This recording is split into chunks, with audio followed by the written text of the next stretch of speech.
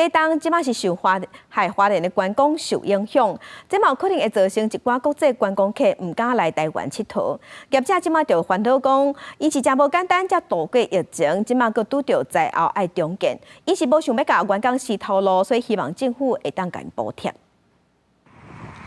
为4月初3，花莲7点2强烈地动了后，就宣布暂停休园维修的晚上海洋公园。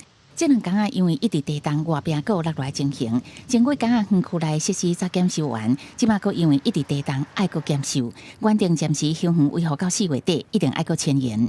受限，现在所有的工班都还没有办法进来，所以整个的开放的时间，我们会先以员工的安全还有游客的安全为优先。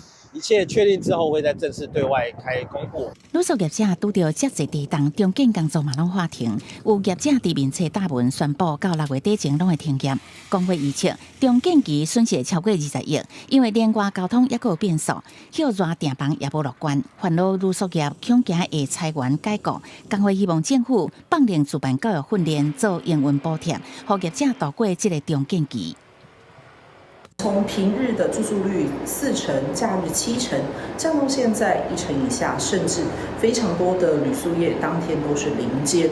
好，那以初步来说，我们4月份到目前为止，饭店的营业损失就已经上看5亿元。观光学者讲，花莲是台湾的观光重点。去年花莲县政府国家东南亚业者协谈，欢迎来4座包机对飞直接送客来台。即马面临地动的变数，估计说来2、3个月来台湾的旅客可能也因为安尼暂停。一段时间，花莲的观光其实是不太容易恢复的，而且这种其实是花莲有事，全台有事。